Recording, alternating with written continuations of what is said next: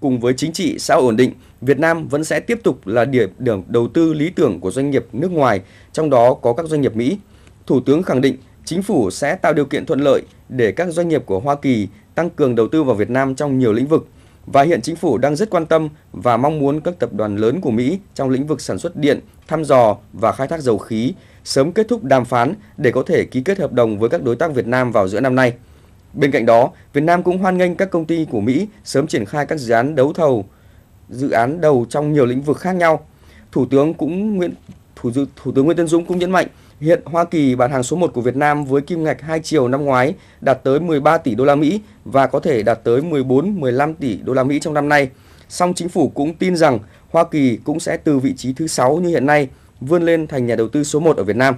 Để tạo điều kiện cho hai bên hiện thực hóa được mục tiêu này, Thủ tướng đề nghị cộng đồng các nhà doanh nghiệp Mỹ vận động chính phủ Hoa Kỳ sớm đàm phán để hai nước đạt được hiệp định khuyến khích đầu tư song phương, cũng như việc chính phủ Hoa Kỳ sớm dành cho Việt Nam quy chế thuế nhập khẩu ưu đãi GPS.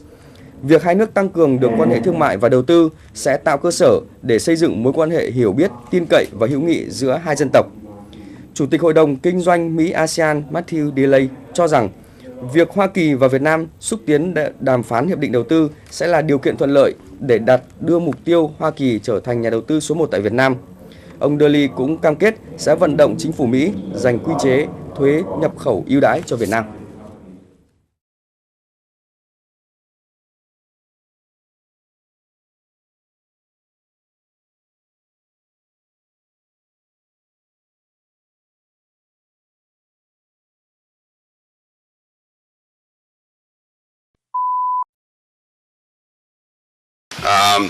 I do want to thank you all very much for coming here today.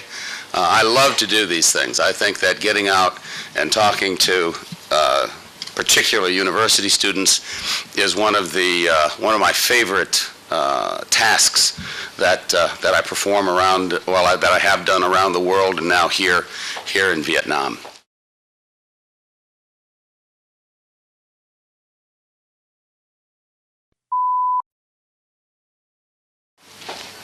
Because after all, you guys are the ones who are going to be running the country not too far in the future. And I may be looking for a job someday, so I want to make a good impression on you, so you'll hire me later on.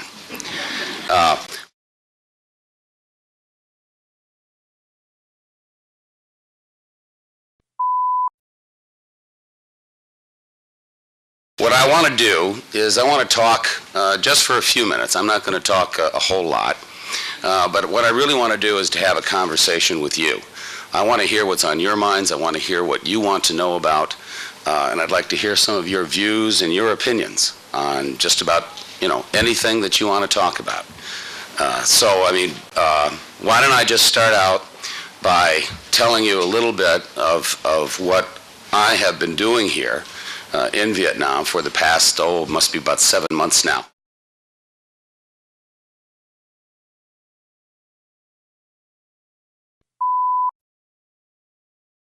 I arrived in Vietnam towards the end of August last year and immediately began to do my work. And one of the first things that I did was I was honored to be able to meet with President Chiet, with Prime Minister Zum, and with pretty much each one of the cabinet ministers and the deputy prime ministers as well.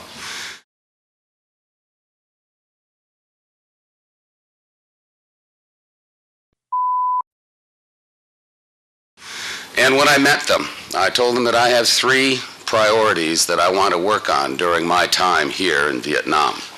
The first one is to continue the dialogue with the government of Vietnam on human rights. This is an area where we do have some differences, and we can talk about that a little bit more later on if you'd like.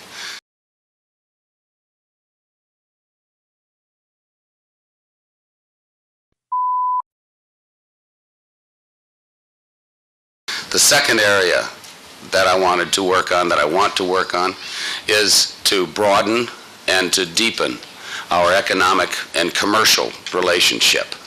It's one of the fastest growing economic and commercial relationships in the world, and we believe that it's of huge benefit to both of our nations.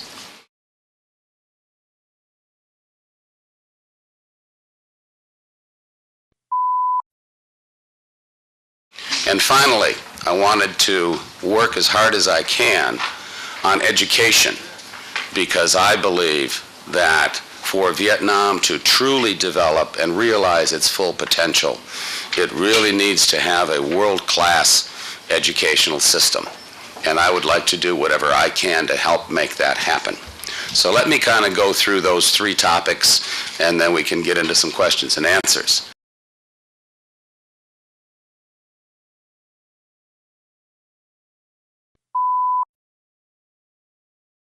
On human rights, we have, this is the one area which is probably the most difficult in terms of my dealing with the government of Vietnam. We have some very different views on some things, mainly different views on things like freedom of expression, freedom of assembly, freedom of speech, things of that nature.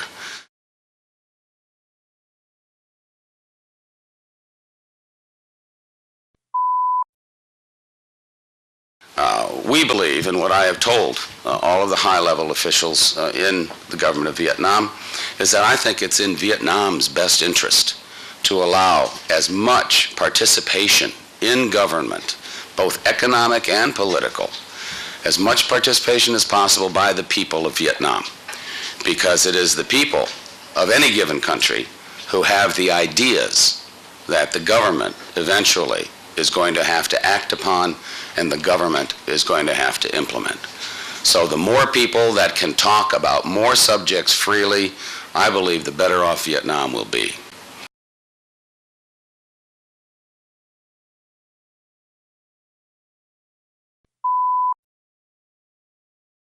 So I talk to them about issues on which we do agree. For instance, anti-corruption. For instance, good governance, transparency, the rule of law.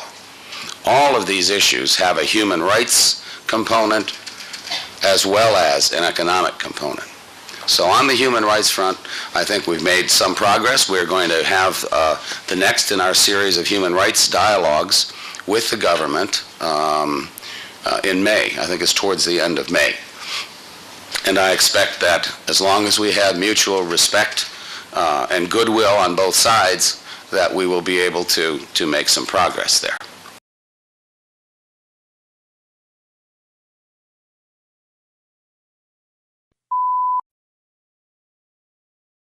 Now, the second priority, or one of my other priorities, you know, you can't talk about priorities in 1, 2, 3 order. At least I can't, because in my job, I've got probably 100 priorities and they're all at the same level. And I have to work on them all the time. But anyway, the ones that I really want to work on besides human rights is broadening and deepening our economic and commercial relationship with Vietnam.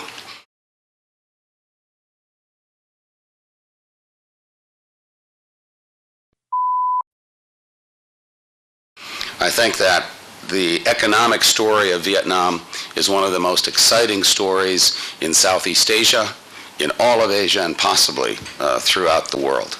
Vietnam's economic growth rate has been nothing short of spectacular.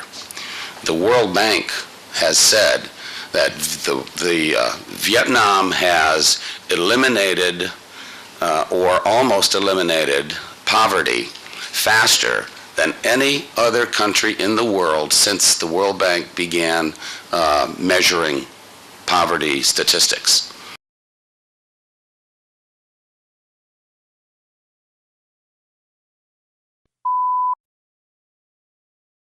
And I think that's something that you can all be extremely proud of, and something that we have to continue to press the government and everybody in Vietnam to continue to work on, because as you all know, there's still a lot of poverty in Vietnam that needs to be eliminated. But at the same time, the economic growth is providing huge opportunities for people like yourself and for the rest of the world.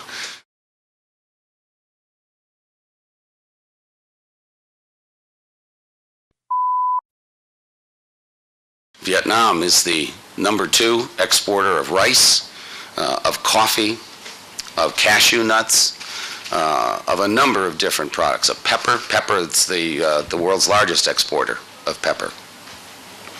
And Vietnam has some of the best resources in the world And when I say it's got the best resources in the world, I mean it's people. People who are willing to work hard, to study hard, and people who want to have a better life for yourself and a better life for your country.